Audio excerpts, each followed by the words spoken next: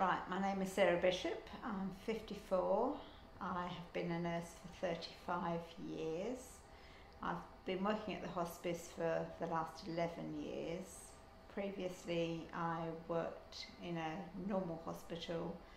Basically, I was a senior staff nurse working on a surgical ward that dealt in everything except for hearts and brains. So I have got a very large experience of general nursing, but I was always interested in complementary therapies, which I did as a sideline, and I came to the hospice initially as the nurse complementary therapist, and I held that position for 10 years, and I've been in post as the day therapy coordinator stroke sister for the last 18 months. And in this job, I basically run day therapy, so we have patients that come in from outside that are under the umbrella of the hospice. They come to day therapy once a week for respite from their relatives. We offer them things like complementary therapy, we give them their lunch, we try and do activities. We sometimes have entertainers. Basically, we monitor their medical condition. They can have access to doctors and things if they need it, and try and make it a fun day for them. We try and give them new experiences. We do things that they can no longer do at home, so we've set up gardening projects and things like that, because a lot of them can't garden at home anymore, so last year we did a lot of pot gardening, and then they reap their produce and take it home with them. Anything that they want to do, we try and make it possible for them. We had a photography guy came in last year and taught them how to use their digital cameras from Maidstone Camera Club, so that was quite good, because most people don't know how to use the cameras properly. It's just trying to get new ideas and get people to do things that they wouldn't be doing at home. A lot of our patients are on their own, especially elderly patients, so they're sitting at home looking at four walls, and it gets them out, gets them integrating with other people. And we don't sit and talk about their diseases here. They are monitored once every 3 months, and if there's any problems we'll sort them, but we try and give them a bit more interesting things to do than sit and watch telly all day. So that's basically what we do.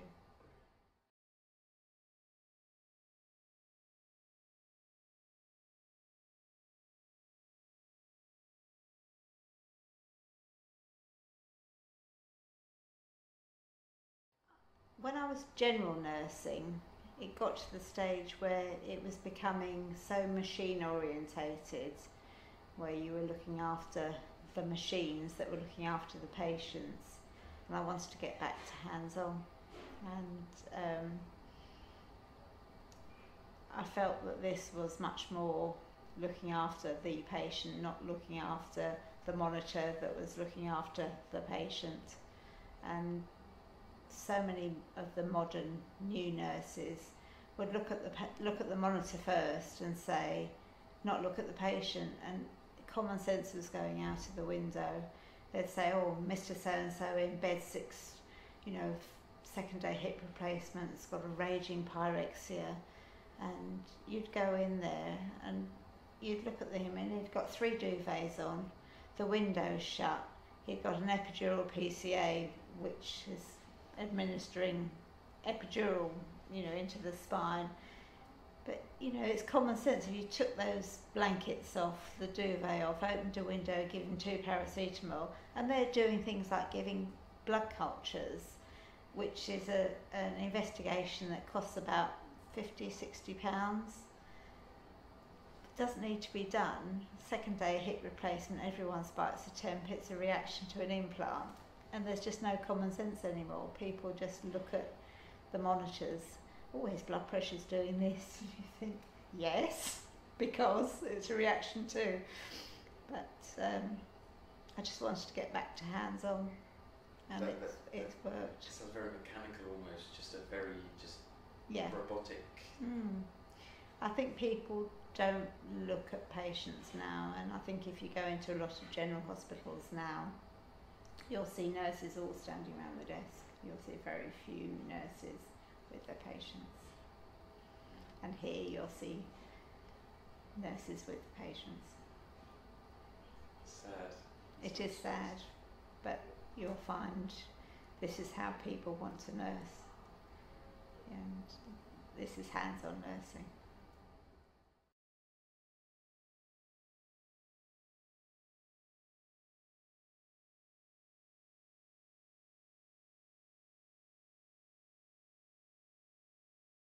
Basically, we come in an hour before the patients, so we have a handover with our volunteers.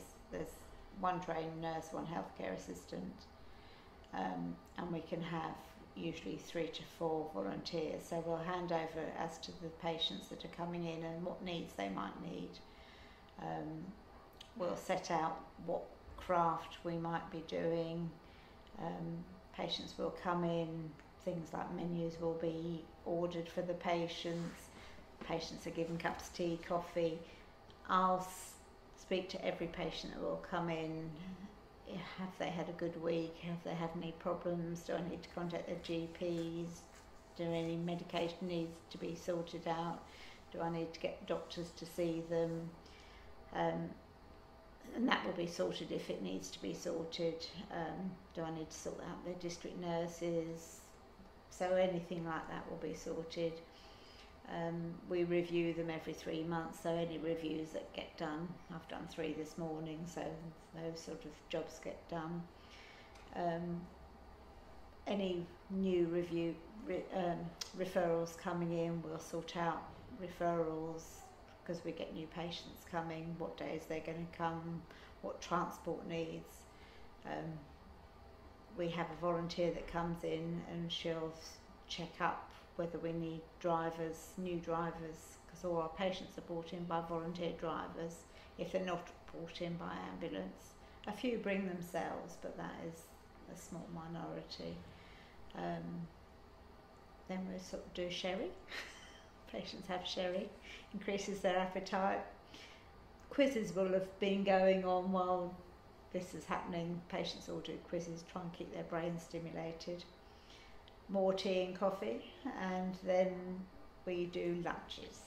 So after lunch they usually do this complementary therapies have been going on all morning as well. After lunch we again will probably do more arts and crafts, quizzes. Occasionally we'll have entertainers coming in, and they have a penchant for doing things like jigsaw puzzles, triominoes, anything. We have a pack dog that comes in. She usually comes in once a fortnight. It's a bit smelly, that one. And anyone that needs sorting out, you know, dressings and things, we'll occasionally do. We try not to encourage that because we actually have nowhere to do it. And then basically it's by then nearly home time. If you've got birthdays, we always celebrate them in the afternoon, so everyone has cake and cards. So that will be in the afternoon session. And then it will be home time, so we'll be sorting out coats and transport and who's going home with who. And then after that's gone, it's note writing, sorting out appointments, diaries, clearing up, tidying up, and then eventually we'll go home about 4:30 after the patients have gone. And then it all starts again the next day.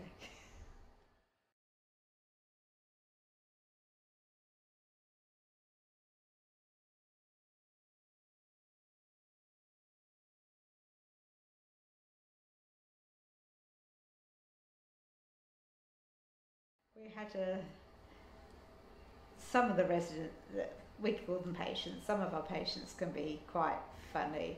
We once had a very elderly lady who'd had a very nasty cancer in a female part. She was about 4'8", very bent over, where she'd got a scoliosis, so her spine was bent over. But she liked the men, and we had a male complementary therapist, big lad, big chap, very nice looking. But she used to make some terrible innuendos to him, and she used to go, "Oh, you taking me in that massage parlour?" And he said to me, "I feel like Daniel in the Lion's Den with her, you know." But she was absolutely harmless. She got a glass eye and this little tiny bent frame. She'd had a lung removed back in 1940 for TB, you know, when this used to be a TB hospital years ago, in Preston Hall. Anyway, one day we had a fire alarm, and we used to take the patients and stand them outside, just on the patio there. Everyone else exits right down to the car park, but we just stay there if the patients are there. And she said to me, "They're firemen in there?" So I said, "Yes." "Are they real firemen?" "Yeah." "Are they in uniform?" "Yes." "I'd like to meet them." So I said, "Well, when they've done the sweep, you know, I'll see if they wouldn't mind, you know, staying for you to see them." So, you know, it was a false alarm, so they're two very nice hunky firemen. So I said, "We've got a little old lady out there. She was about 93. Would you mind saying hello?" So these two sort of 6'4" strapping firemen, all in their yellow gear. "Oh, hello dear, how are you?" And she went, "Oh, you're big men. Like your uniform. You look much better out of it. Can you do us a strip?" And you've never seen two firemen colour up as much as that. But I'll never forget her asking two firemen to do a striptease for her. But you know, we have some funny anecdotes like that. But yeah, but I think she was the funniest. But we have lots of funny things where patients, you know. Last year we grew tomatoes. We did tomato plants, and I came back from my holiday and one of the patients, he'd sold all the tomato plants that we were going to grow.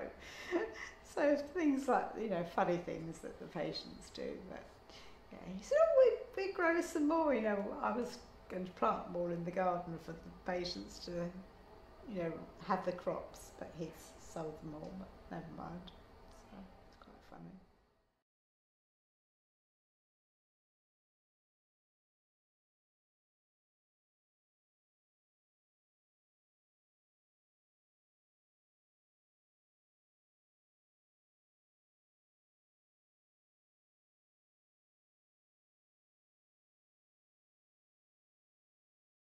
Obviously, because I've been a nurse for 35 years, death is a normal part of life for me. You know, everyone's born and everybody dies. The way people die here, it makes you want everyone to have the same death that you can achieve here. Not everyone has that quality of death. There's different ways of dying, and some people can achieve what we call a good death. You do become quite used to death. I'm not frightened of death. You know, my father died here in April, and obviously you're sad for your own loss, but it was such a relief for him to come here, because I was struggling with him at home. You know, with my mum has dementia, and you know, I was not getting any help, so you know, to have him here, knowing that he was going to be cared for properly. We do tend to get a bit of a black sense of humour about death, and that's our way of coping with death. It's like today I've been to a meeting, and you have a death list of who's died, you know, in the hospital that's under our umbrella. So you have, I always say, "Oh, we're going to do death of the day," you know, because my boss is family services, and they're all counsellors and bereavement counsellors and that, and they look on things totally differently to the way that the nurses, you know, everything has to be deep and meaningful, and whereas I think nurses tend to be a bit more black and white. You know, they're saying, well, they have a theory that, you know, everyone has to be contacted after 3 months after a bereavement, and I think sometimes that's totally wrong, because you're just starting to get over it after 3 months, and if you suddenly get a letter on your door saying we think you need counselling, then that can be the opposite. You know, that can open up wounds, and sometimes I think that it's a different way of looking at it, you know, different personas, I suppose. But I think you'll find most of the nurses have got quite a black sense of humour, and that's why there's a lot of laughter. Yeah, obviously you don't go in and laugh when someone's actually dying, but you know, we do laugh. You know, there are some patients that, you know, you really get attached to, and you are sad, but you know, we don't attend funerals. You would be going every 5 minutes if you went to everybody's funeral. I've been here, as I say, 11 years. I've probably been to about 4 or 5 funerals, and they are people that have specifically asked me to go. One of them, she was a colleague who worked here and then came back as a patient. And there's a couple that they specifically asked if you would go. But you couldn't go to everybody's. You just couldn't go. You'd be forever at the crematorium.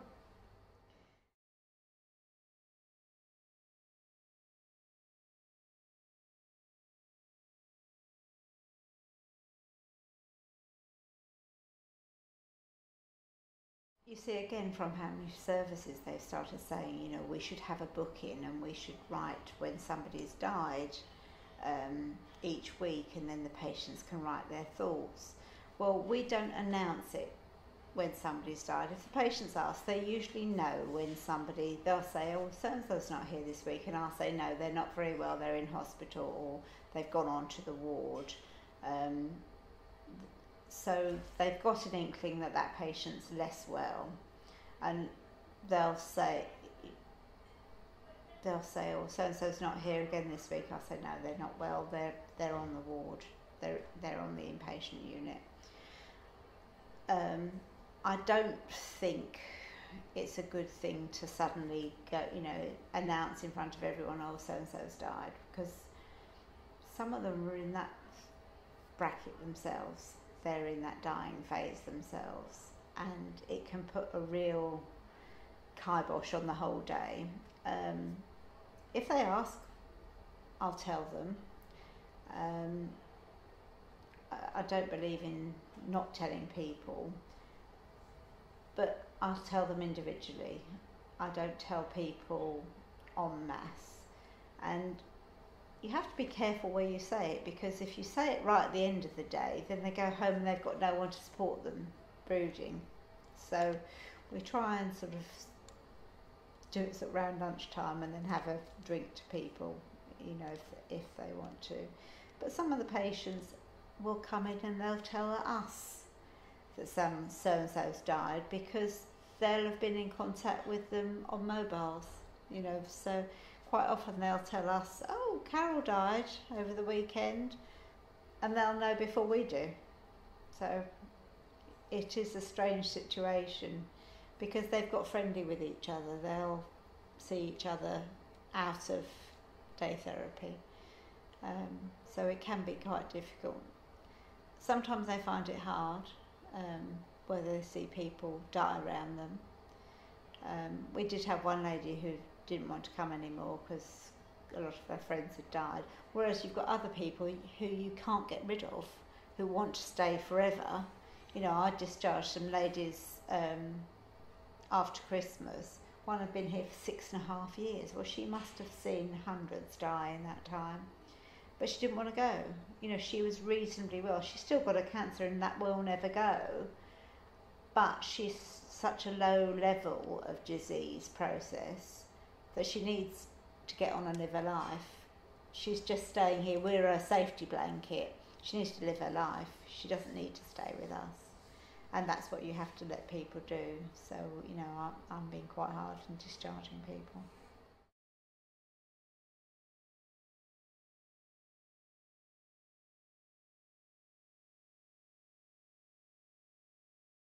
Well, you see, they're supposed to be reviewed after 3 months. Patients' length of stay, they come for about, but a lot of people will stay for about a year.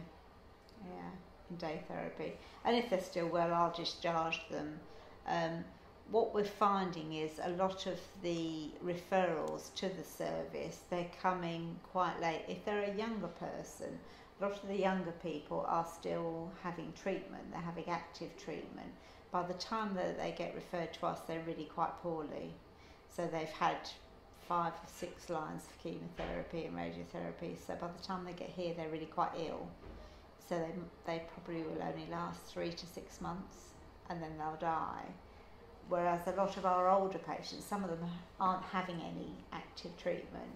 What treatment they're having is what's called palliative, so it'll only manage their symptoms. That's our cancer patients. So they will probably last longer. Some of the things like motor neurone disease, they can go on. There's one lady who's had motor neurone who was on our books for 20 years. She's still here. She's still alive. She's now completely bedbound, but she's still alive. So things like motor neurone can go on for a long time. So it's how long is a bit of string. Like John that you saw, I'll keep him on the books because he's benefiting from coming, and it's also benefiting his wife because she gets some respite. Because she's, until a couple of weeks ago, she was his only carer. Wasn't getting any outside help. That was their choice though. But you can imagine how much care he needs. He needs to be fed, everything. So, you know, that is intense, absolutely intense pressure on her. So it's respite for her, for him to come in here. She knows he's safe, so we'll look after him.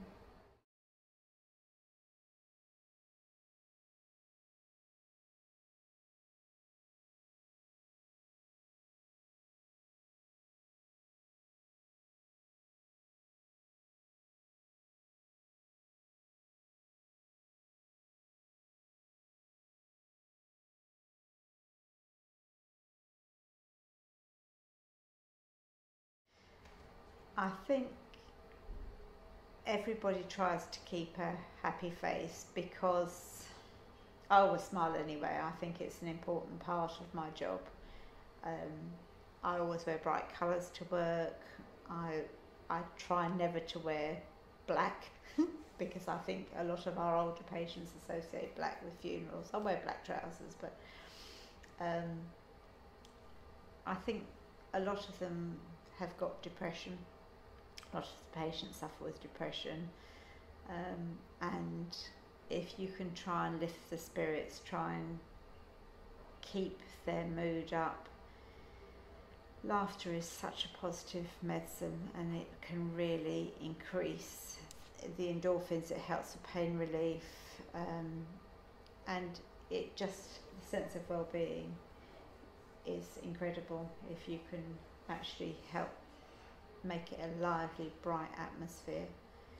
You know, people come in here and their whole persona lifts, and I think that's a huge benefit for patients and relatives. Yeah, I think just walking through the door, people, you can actually feel the weight lift off their shoulders.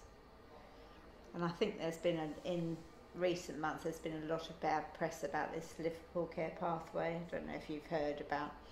It's a thing where patients go on it on the end of life, where basically Liverpool Care Pathway means that if you were in Mason Hospital, if you were in Canterbury, if you were in a hospice or a nursing home, it's when someone's in the last few days, possibly weekdays of their life, and they're no longer eating, they can no longer really swallow tablets. Several people would come to the conclusion that they're on the last path of their life, and everyone would sing from the same song sheet. So you would no longer, if they had an infection, you wouldn't be giving them a drip with antibiotics. You would no longer be, if they were in hospital, you wouldn't be giving them an IVI. So you just would be keeping them comfortable. And there's been a lot of people in the press saying, oh, you know, they starved my mother to death and all this nonsense. But hospices have been, everywhere's been doing this Liverpool Care Pathway, and if it's done correctly, you know, you're not starving someone to death. If they want a drink, you give them a drink, but most of them are semi-conscious anyway. And if you did give us a semi-conscious or an unconscious person a drink, you would kill them anyway, because it would go into their lungs. So there's been a lot of this controversy in the press regarding it, and it's caused quite a lot of rumpus with patients coming into the hospice, because you've got these seriously dying patients and their relatives going, well, you're not going to put them on that Liverpool Care Pathway, and that's what they need to go on in the last stage of their life. And you know, it keeps them comfortable, it keeps them sedated, it keeps them home free, and then they can just slip away. And all these silly people that don't know anything about it saying, oh, they starved my mother to death. Well, it's not a question of starving. They wouldn't have been able to eat anyway. If you're unconscious, you can't eat. You know, so I think there's been an awful lot of bad press from people that actually don't know what they're talking about. You know, you wouldn't starve someone for 3 weeks. No one would be on that LCP for that length of time anyway. So, but I really think that we do a good job.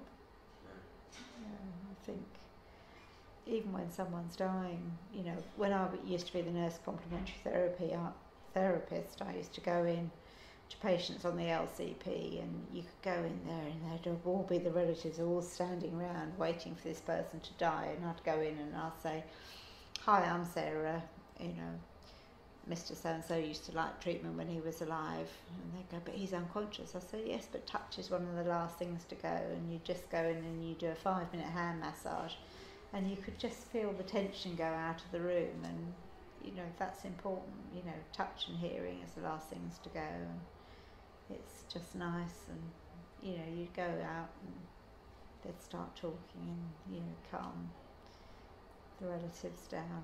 And it's quite nice if you can do that.